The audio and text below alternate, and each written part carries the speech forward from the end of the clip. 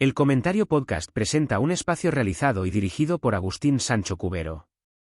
La niebla densa y fría de aquel invierno de 1987 descendía sobre los campos de Extremadura como un manto de silencio que ahogaba las palabras antes de que pudieran ser pronunciadas. Azuaga, anclada en la inmensidad de la campiña sur, parecía dormir un sueño inquieto bajo la vigilancia de las estrellas heladas.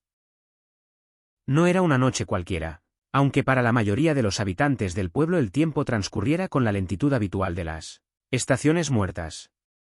El viento del norte soplaba con una insistencia mordaz, colándose por las rendijas de las puertas de madera y silbando en los callejones empedrados donde las sombras se alargaban hasta devorar la escasa luz de las farolas.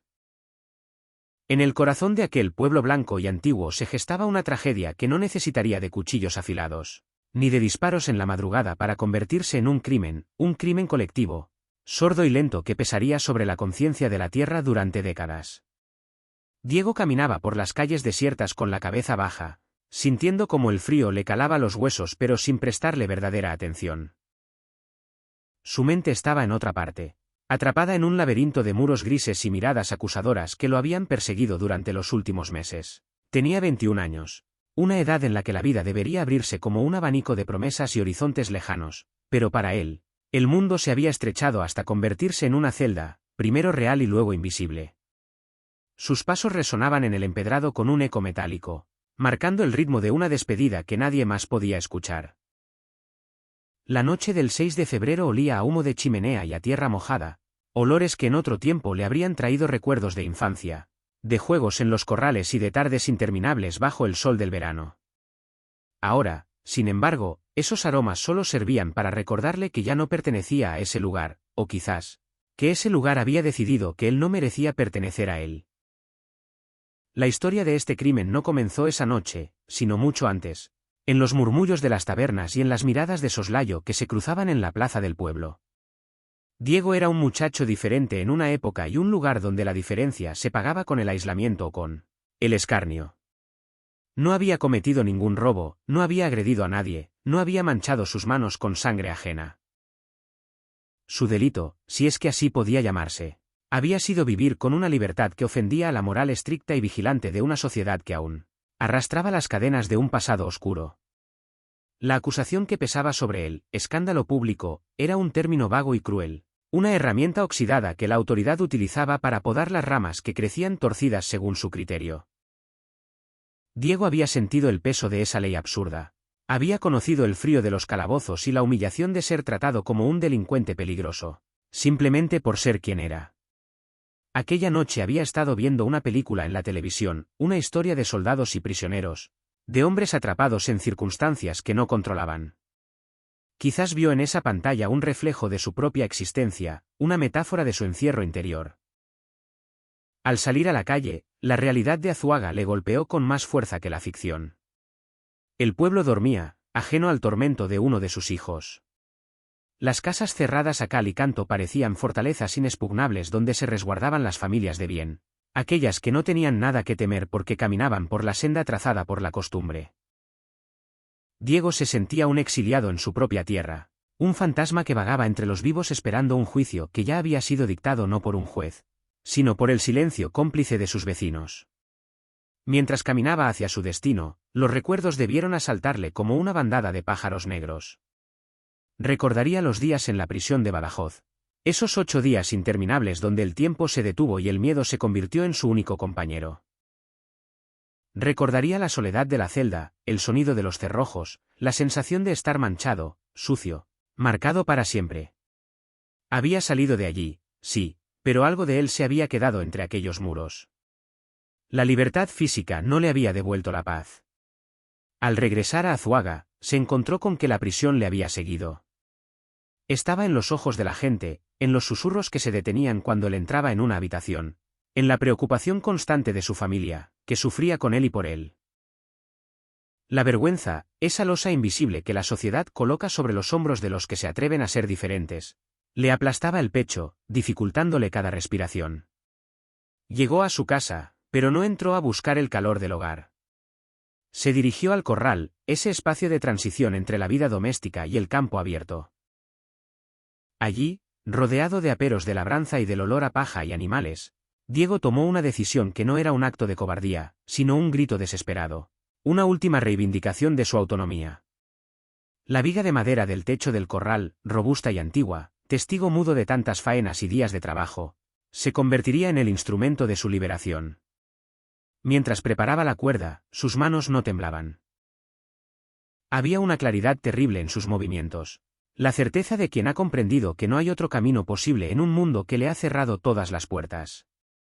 No era un suicidio común, era un asesinato inducido. Un crimen donde el arma no era una pistola ni un cuchillo, sino la intolerancia, el prejuicio y la crueldad institucional. El silencio de la noche se hizo aún más profundo cuando el cuerpo de Diego quedó suspendido en el aire frío del corral. Nadie escuchó nada. No hubo gritos, ni luchas, ni despedidas dramáticas. Solo el crujido de la madera y el suave balanceo de una vida que se apagaba voluntariamente para escapar de un castigo injusto. Azuaga seguía durmiendo, ignorante de que en ese preciso instante se estaba escribiendo la página más negra de su historia reciente. El viento seguía soplando fuera, indiferente, moviendo las ramas de los olivos en los campos cercanos, como si la naturaleza misma quisiera borrar cualquier rastro de lo sucedido. Pero la muerte de Diego no se borraría. Quedaría grabada en la memoria colectiva como una herida abierta, como una mancha indeleble en la conciencia de un pueblo que no supo proteger a uno de los suyos. A la mañana siguiente, el hallazgo del cuerpo rompió la rutina del pueblo con la violencia de un trueno. El horror se instaló en la casa de la familia Sánchez Molina, un dolor desgarrador que se extendió rápidamente por las calles vecinas. La noticia corrió de boca en boca, transformándose y creciendo con cada repetición. Diego, el muchacho alegre, el joven trabajador, había aparecido ahorcado. La incredulidad inicial dio paso a una indignación sorda. Todos sabían, en el fondo de sus corazones, por qué lo había hecho. Todos conocían la persecución a la que había sido sometido, las multas, las amenazas, la presión asfixiante de las autoridades que lo habían acorralado hasta dejarle sin salida. La muerte de Diego actuó como un espejo en el que Azuaga se miró y vio un reflejo monstruoso. Vieron la fealdad del caciquismo, la brutalidad de una moral hipócrita y el coste humano de la intolerancia. El funeral fue una manifestación de dolor y de rabia contenida. El pueblo entero se echó a la calle, no solo para despedir a Diego, sino para pedir perdón, para mostrar su rechazo a un sistema que devoraba a sus hijos más vulnerables. El silencio que había reinado la noche de su muerte se transformó en un clamor mudo, en una presencia multitudinaria que llenó la iglesia y el cementerio. Las flores cubrieron su tumba, pero ninguna flor podía ocultar la verdad desnuda de aquel crimen. Porque aquello fue un crimen.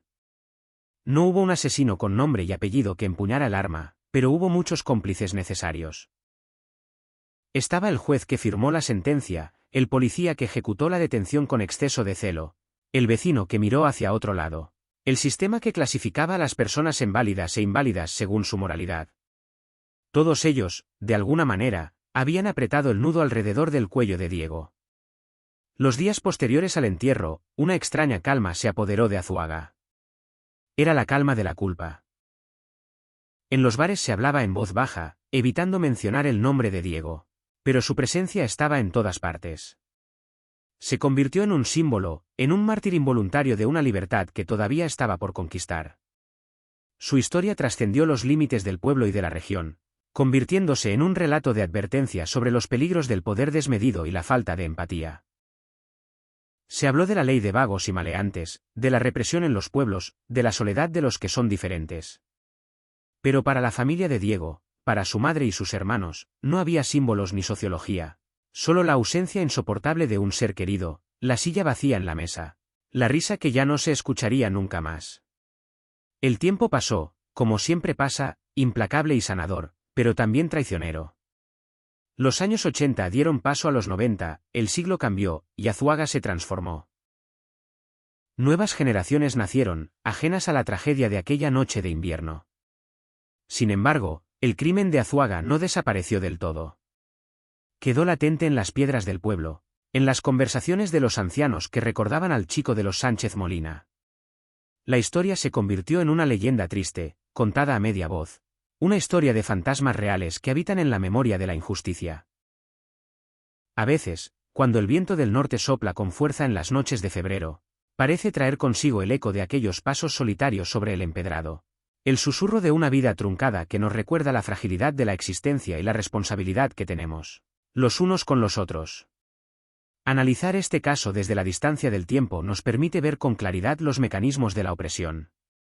Diego no murió porque quisiera morir, murió porque le hicieron la vida invivible. Fue un acto de legítima defensa contra la desesperación absoluta. La cuerda fue la única salida que su mente atormentada pudo encontrar ante un horizonte cerrado por el miedo y la vergüenza. Es fácil juzgar ahora, desde la comodidad de nuestra época, pero es necesario sumergirse en la atmósfera asfixiante de aquel 1987 para comprender la magnitud del drama.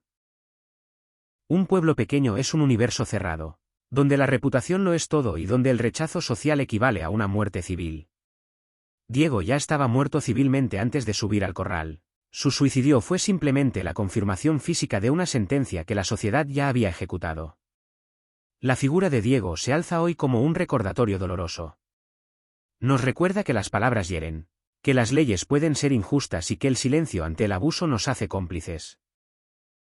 Su muerte no fue un suceso aislado, fue el síntoma de una enfermedad social, de una incapacidad para aceptar la diversidad y la disidencia. En cada pueblo, en cada ciudad, ha habido y hay otros Diegos, personas empujadas al abismo por la intolerancia. Recordar el crimen de Azuaga es, por tanto, un acto de justicia, una forma de devolverle la dignidad que le intentaron arrebatar. Es nombrar lo que no se quiso nombrar, señalar a los culpables invisibles y mantener viva la llama de la memoria para que la historia no se repita.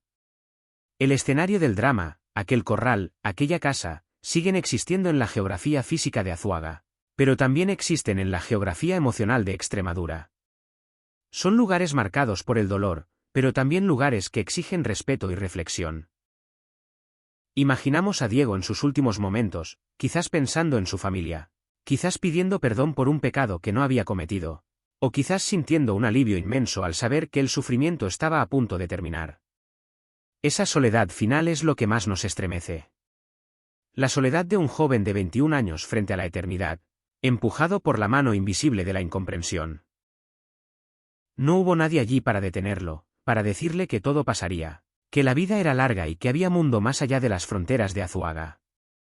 Esa ausencia de consuelo, ese vacío humano alrededor de él, es el verdadero crimen.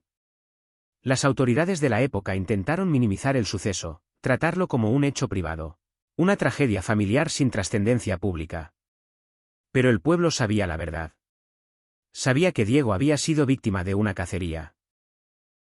Los informes policiales, fríos y burocráticos, hablarían de suicidio, de asfixia mecánica, de hora de la muerte. Pero esos papeles no recogían el alma de los hechos.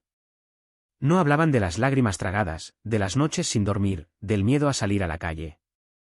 La verdadera autopsia del crimen de Azuaga no se hizo en una mesa de forense, se hizo en la conciencia de cada habitante que supo, demasiado tarde, que habían fallado. Hoy, cuando paseamos por las calles de Azuaga, bajo el sol brillante del sur, es difícil imaginar la oscuridad de aquella noche. El pueblo ha seguido adelante, vibrante y vivo.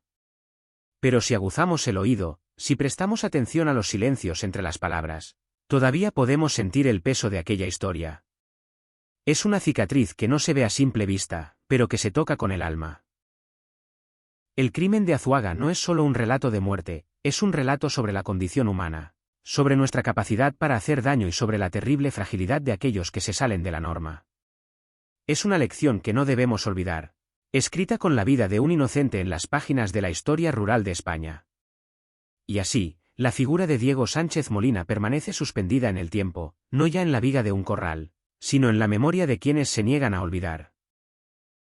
Su nombre se une al de tantos otros que fueron víctimas de la intolerancia, formando una larga cadena de dolor que atraviesa nuestra historia. Contar su historia, novelar su tragedia, no es morbo, es un deber. Es rescatar del olvido lo que nunca debió suceder y poner palabras al silencio que lo rodeó.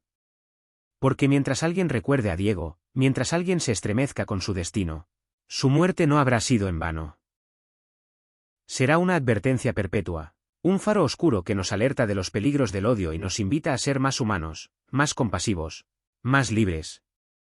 La noche vuelve a caer sobre Azuaga. Las luces se encienden una a una, iluminando las fachadas encaladas. La vida continúa su curso inexorable. Pero en algún lugar, en el susurro del viento o en la quietud de los campos, perdura la esencia de aquel joven que solo quería vivir a su manera y que pagó el precio más alto por intentarlo. Que su recuerdo nos sirva de guía para no volver a cometer jamás el crimen del silencio, para no volver a dejar solo a nadie frente a la oscuridad. Espacio realizado y dirigido por Agustín Sancho Cubero. Gracias por su atención. Hasta la próxima edición del programa.